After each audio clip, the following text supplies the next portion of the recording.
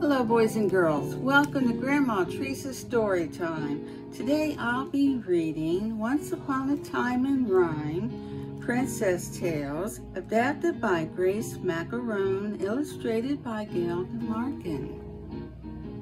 I thought I could read a few stories today. Our first one is Cinderella. As Cinderella worked all day, she had no time to dream or play. Dust the shelves, her stepmom said. Fold the laundry, make my bed. Wash the windows, scrub the floor.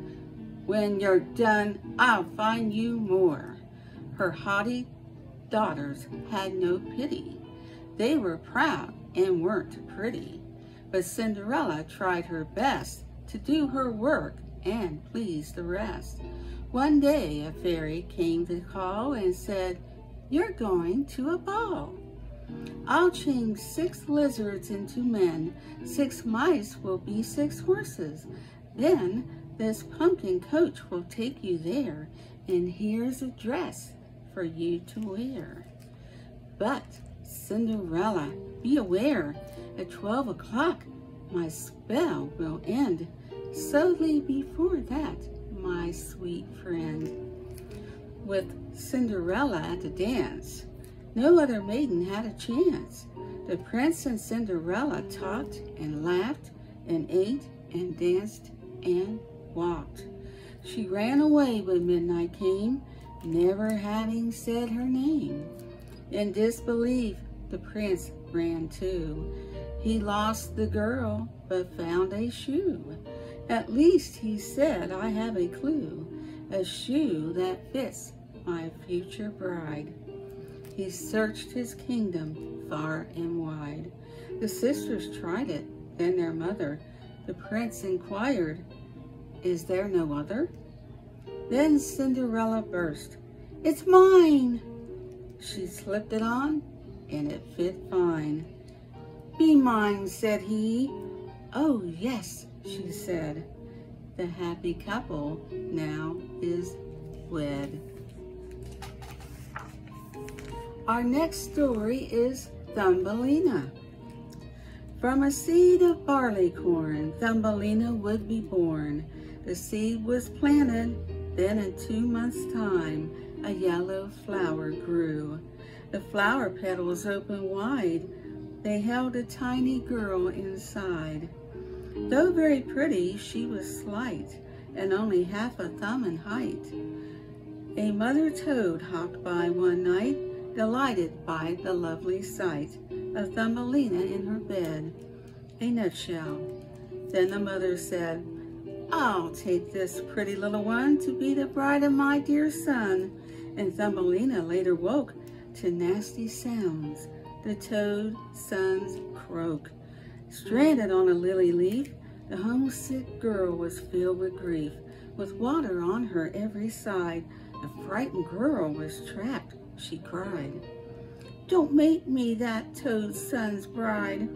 Luckily, a school of fish heard her cries and heard her wish. They bit the stem so she could float upriver in her lily boat. Seeing her from up above, a flying beetle fell in love, took Thumbelina to his tree, and all his friends came out to see. "But she's so ugly," said his friends. The beetle took her down again, eating nectar, drinking dew, all alone, all summer through, to winter, when the cold winds blew, and food was scarce, the small one knew. She needed help. What would she do? She found a little wooden door that led beneath the forest floor. The door was opened by a mouse who let the girl inside her house. Mouse's friend was Mr. Mole. He'd often visit Mouse's hole. He liked the dark, for he was blind. Though he was rich, he was not kind. Nearby a bird lay frozen dead. The mole would kick him in the head. One night the small girl left her bed. She made a blanket. Then she spread it on the bird, who woke again. The sickly bird said, "Thank you. When I'm well and strong, I'll fly away. But now I'm weak, so I will stay. The kind girl nursed him every day. Then by and by, the old mole tried to make the gentle girl his bride.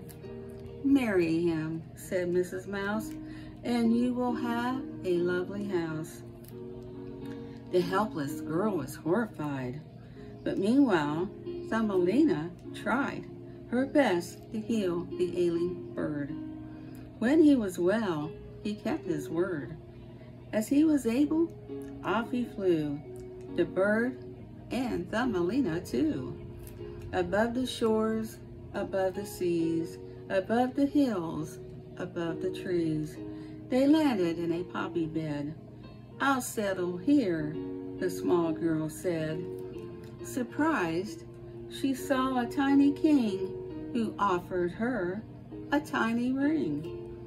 Please be my wife, the wee king said.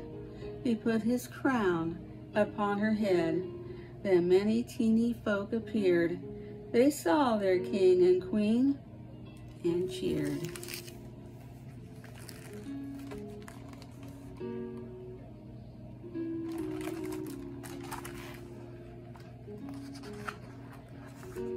Our next story is Beauty and the Beast.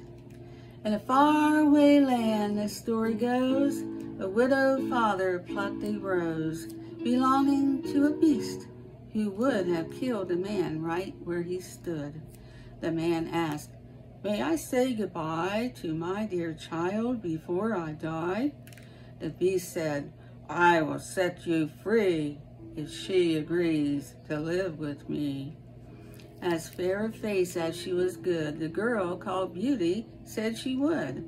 Beauty did not hesitate, and soon she reached the palace gate. Such opulence she'd never seen. The girl was treated like a queen.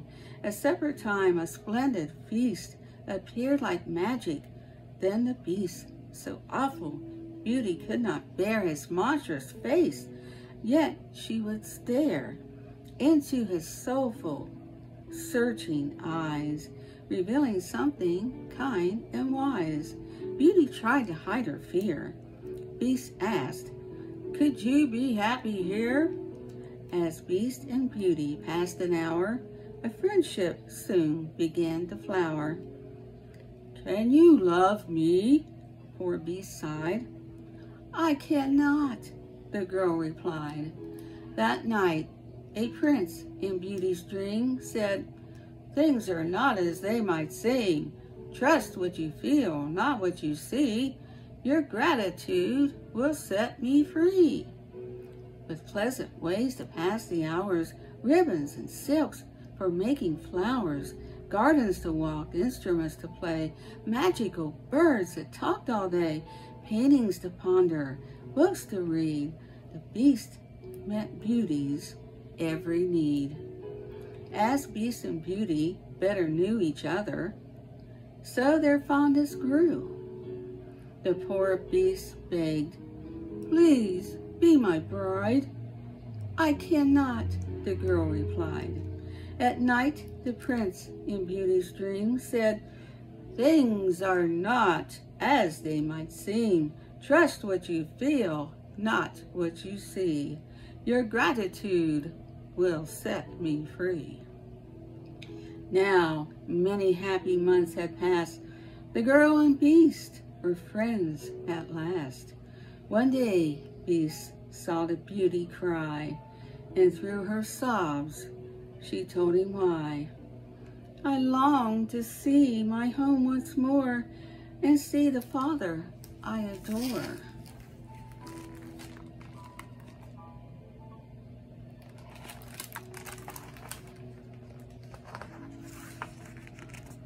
The Beast said, "I will let you go, but there is something you should know. You must return, for if you lie, and 2 months pass, then I will die." The girl became ecstatic when she saw her father's face again. So Beauty, now of some renown, upon returning to her town, was welcomed back by one and all. Her friends and neighbors came to call, and so 2 months went quickly by. Her time at home had seemed to fly. So busy, Beauty didn't know the time had come for her to go, not thinking of her dearest friend, whose life was coming to an end. That night she dreamed the beast was lying near a cave and slowly dying. She rushed to him without delaying, crying as she ran and praying. If she could only save his life, she would agree to be his wife. She found the beast upon his bed. He lay so still, she thought him dead. She sprinkled water on his head. She hoped the water would revive him, and it did. Beast was alive. "I love you, Beast," the beauty said. Now, not a beast, a prince instead. And Beauty and the prince were wed. Beauty's love reversed a spell. Love conquers all. Now, all is well.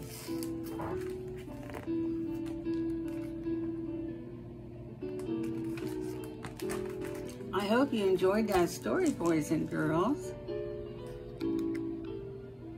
It is time.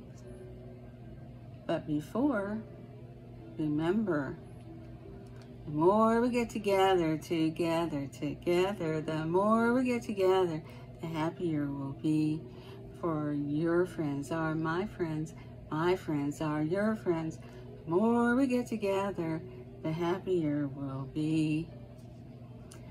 And tomorrow, we will read another princess story if you like. Until next time, bye now.